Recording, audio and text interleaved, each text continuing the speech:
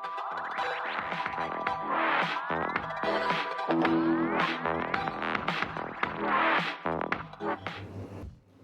pagi adik-adik, ketemu lagi sama Kak Loren dalam Badabes pada pagi hari. Sebelum kakak masuk dalam Badabes, kita buka dulu Alkitab kita dari Markus 7 ayat 24 sampai 30. Kalau sudah dibuka, mari kita berdoa. Tuhan Yesus, terima kasih pada pagi hari ini Engkau telah menggunakan hambamu sebagai pelayan firman Badabes pada pagi hari ini. Untuk memberikan sedikit firman Tuhan kepada adik-adik di rumah. Ya Tuhan, berkati hambamu. Amin. Ya adik-adik, kakak baca dari Markus 7 ayat 24 sampai 30. Lalu Yesus berangkat dari situ dan pergi ke daerah Tirus. Ia masuk ke sebuah rumah dan tidak mau bawa ada orang yang mengetahuinya. Tetapi kedatangannya tidak dapat dirahasiakan. Malah seorang ibu yang anaknya perempuan kerasukan roh jahat segera mendengar tentang dia, lalu datang dan tersungkur di depan kakinya. Perempuan itu seorang Yunani, bangsa Siro Fenisia. Ia memohon kepada Yesus untuk mengusir setan itu dari anaknya. Lalu Yesus berkatanya kepadanya, biarlah anak-anak kenyang dahulu, sebab tidak patut mengambil roh yang disediakan bagi anak-anak dan melemparkannya kepada anjing. Tetapi perempuan itu menjawab, benar, Tuhan, tetapi anjing yang dibawa meja juga makan remah-remah yang dijatuhkan anak-anak. Maka kata Yesus kepada perempuan itu, karena kata-katamu, pergilah sekarang, sebab setan itu sudah keluar dari anakmu. Perempuan itu pulang ke rumahnya, lalu didapatinya anak itu berbaring di tempat tidur sedang setan itu sudah keluar. Ya adik-adik, di sini kalau bacaan dari perikop kita, siapa yang paling penting?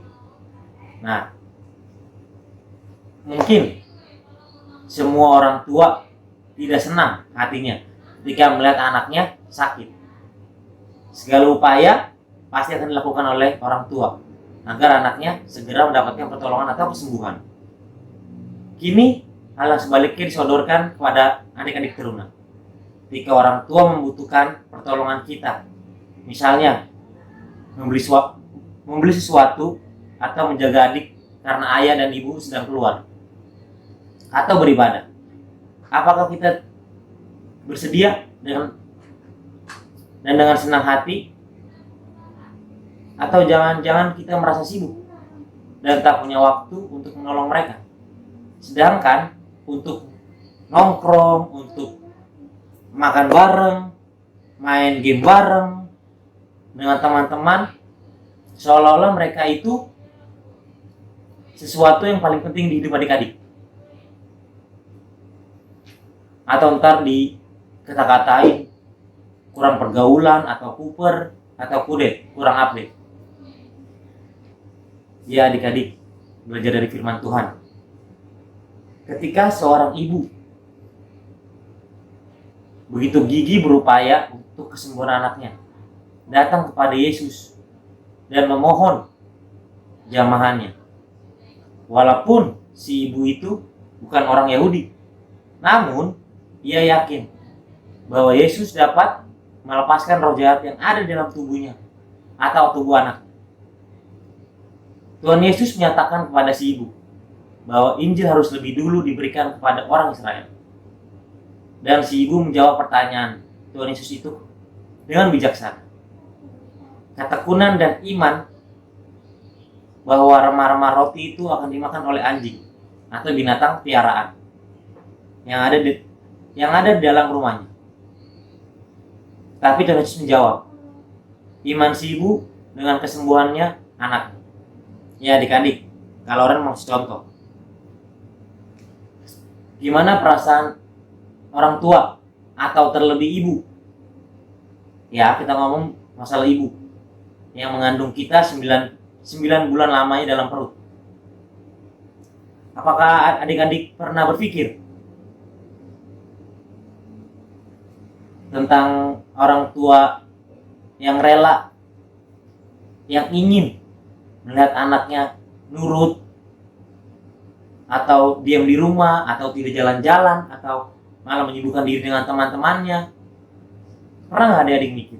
Itu 9 bulan bukan hal yang sebentar, tetapi 9 bulan waktu yang panjang, waktu yang lama.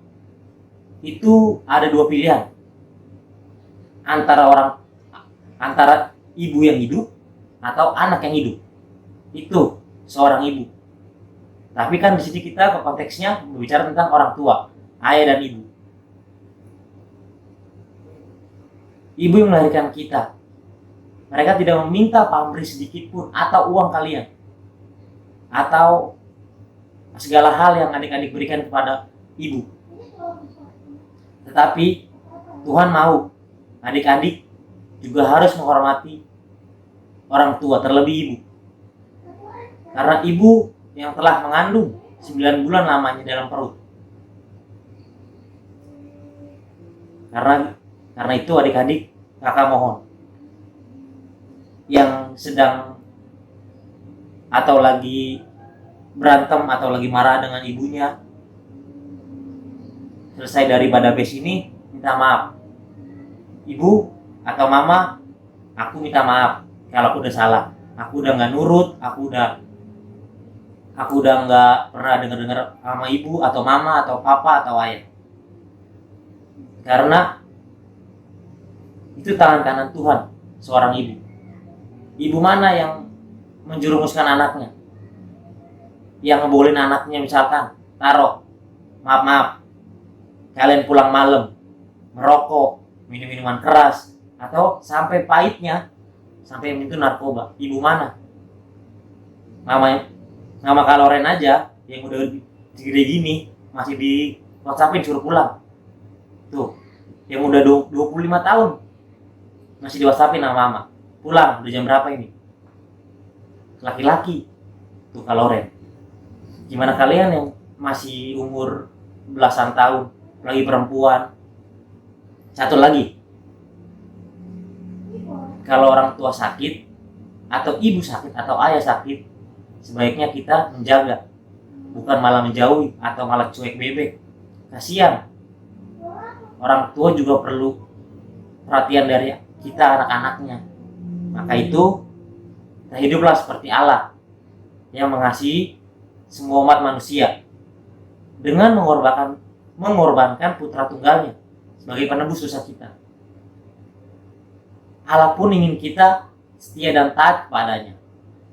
Ya adik-adik, di sini Laura mau tegaskan lagi. Minta maaf, berdoa sama Tuhan. Tidak melakukan kesalahan lagi dengan orang tua, terlebih ibu. Karena ibu adalah yang mengandung kita 9 bulan lamanya. Amin. Mari kita berdoa. Tuhan Yesus, terima kasih karena pagi hari ini hamba-Mu telah menyelesaikan badabes pada pagi hari ini. Kiranya Engkau berkati hamba-Mu dalam aktivitas pada pagi hari ini dan adik-adik di rumah dalam melakukan sekolah tatap muka atau daring. Kiranya Engkau berkati hamba-Mu dan adik-adik dan kedua orang tua hamba-Mu dan adik-adik di rumah. Terima kasih Yesus. Haleluya. Amin. Nah, beraktivitas, Tuhan Yesus berkati. Dadah.